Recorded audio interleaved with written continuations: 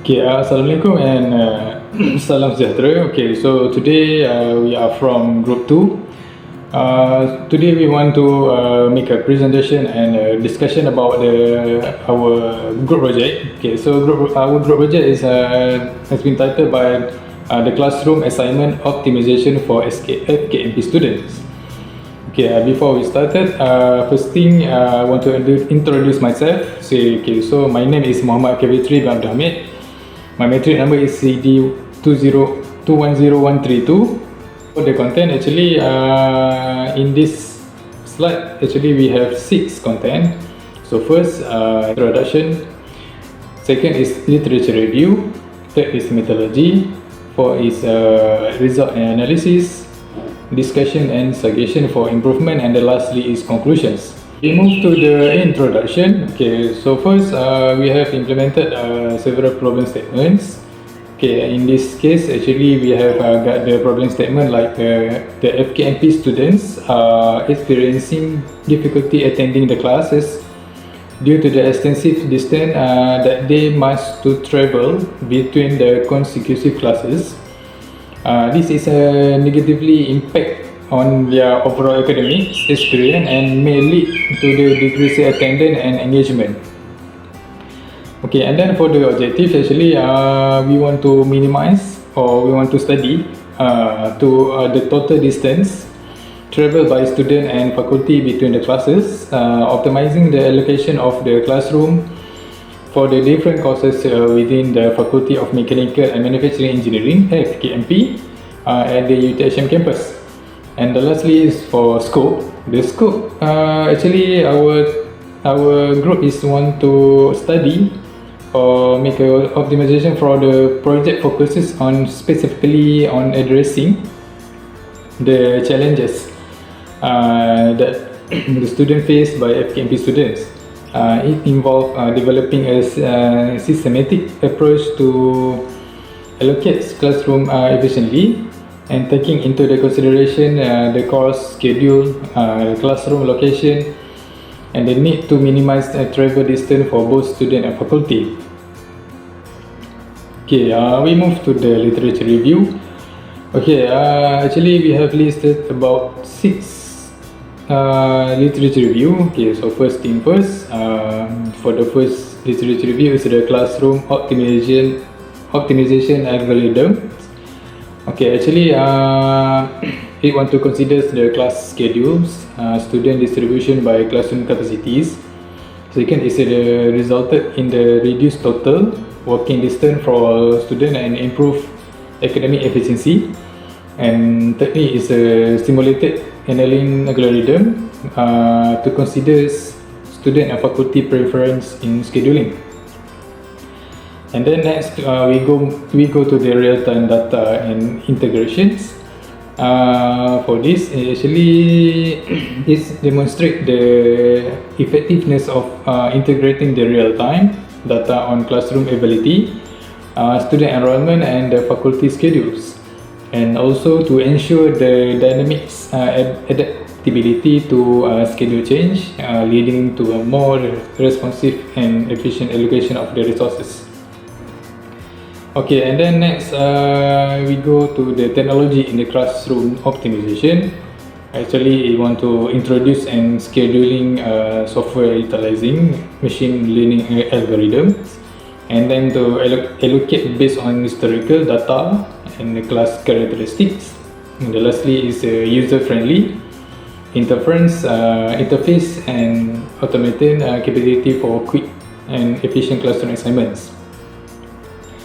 For the next 3 literature review, firstly, student and faculty certification. Okay, actually want to found a positive correlation between optimized classroom assignment and increased student attendance, and then to improve faculty certification due to decreased scheduling conflict, creating to a more conducive teaching environment. And then the challenges and considerations, actually to emphasize the need for continuous feedback mechanisms to refine the optimization algorithms, And then the consideration for diverse classroom layouts, teaching methodologies, and the impact of the specific student groups are crucial for equitable outcomes.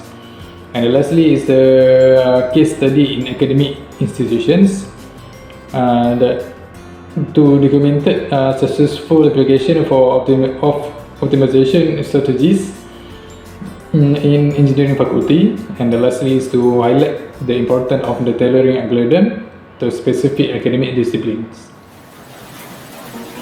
Problem formulation. Objective: minimize total distance traveled by students and faculty between classes. Constraint: classroom capacities, course schedules, and specific requirements unique to FKMP and integration. Data collection: gather class schedules, student enrollment, classroom capacities, and FKMP building layout data. Ensure accuracy and completeness of the dataset. Algorithm selection: choose mini-sum method algorithm such as genetic algorithm simulate annealing, aligning with FKMP constraints and objective. Development of objective function: formulate objective function to minimize overall travel distance. Consider factors like distance between classrooms, students numbers, and class transition frequency. Constraint modeling: incorporate constraints, classroom capacities, faculty's ability or feasibility. Develop systematic approach to handle constraints during optimization. Algorithm parameterization: adjust algorithm parameters based on FKMP dataset characteristics. Fine-tune parameters through iterative testing for optimal results. Implementation of real-time data integration: develop mechanism for real-time data integration to adapt to schedule change. Implement system for continuous dataset updates. Software development: implement mini-sum method algorithm in user-friendly software interface. Allow input for class schedules, capacities, and visualize optimized assignments. Testing and validation: conduct intensive testing using historical data. Evaluate results against predefined success criteria. User training: provide training for administrators and staff on using the optimization software. Pilot implementation: conduct pilot implementation in a controlled environment. Gather user feedback, identify challenges, and make necessary adjustments. Continuous improvement: establish feedback loop for continuous improvement. Regularly gather feedback to refine algorithm, update constraints, and address challenges. Results and analysis: assess outcomes of the optimization system. Analyze data on minimized travel distance and adherence to constraints. Discussion and improvement: discuss findings, strengths, and areas for improvement. Provide suggestions for ongoing enhancements to the optimization system. My name is Ichiwei with matrix number 80. Now I want to share about the result this for our group project. So for the result of optimal class reduction and also the travel distance reduction. Then we have create a survey form which contain 14 questions to asking for FKMP student and get back their feedback. Like first question, on average, how many minutes do you spend traveling from one class to another within the FKMP campus, and so on. This is a second slide. Then the slide. Now for analysis part, impact on attendance and engagement, efficiency gain for faculty, resource utilization, cost saving, student and faculty feedback, and also the scalability and adaptability. So we already combine all the feedback and start doing for the sketching of the location for the UTHM and also the campus Wanda. So this is the current class that FKMP students will start their class in library G2 and D block, and also the campus Wanda 3, campus Wanda 9, and campus Wanda 6. So this is the coordinate X and coordinate Y, and also the distance travel.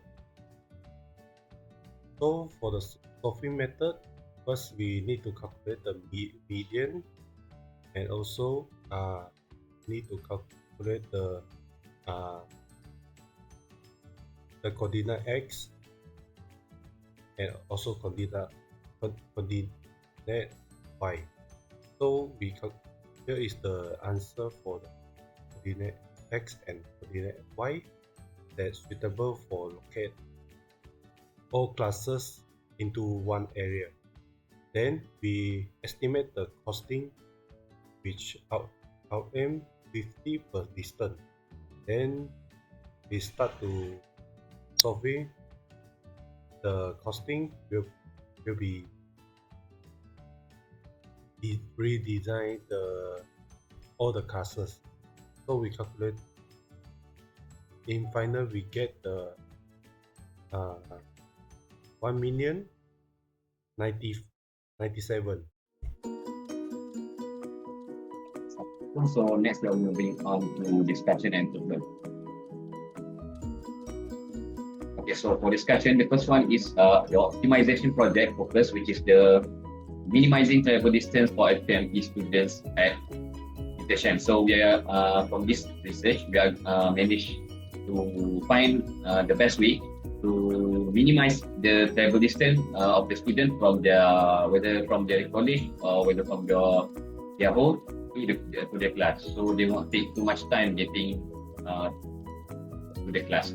Okay, so the second one is important for academic experience, which is enhancing engagement for both student and faculty. So next we are moving on to the third part, which is the literature review and highlight, in which we study the strategy in classroom optimization, importance of algorithms, real-time data integration, and technology, and also consideration for student and faculty satisfaction. Okay, so next, chosen methodology, which is the MINISA method. So in MINISA method, we emphasize on problem formulation, data collection, algorithm selection, and real-time data integration. So next one is project success dependent. And our project success dependent depend on the effectiveness of chosen algorithm, the adaptation to specific constraints and requirements of faculty FKM. Okay, so next, for the improvement, there are a few improvements that we can make from our research, which is the first one, algorithm selection and fine-tuning. Second one, incorporating machine learning. Next one, user-friendly interface, sensitivity analysis, consideration of building infrastructure, scalability and flexibility, ethical consideration, environmental impact, long-term monitoring and evaluation, collaboration, stakeholder, and involvement. So basically, this is the improvement that we can make to make the research better in all terms, to make sure that they obtain the best data and the best expected result. Okay, so I think that's all from my part. So moving on to the next part. Thank you.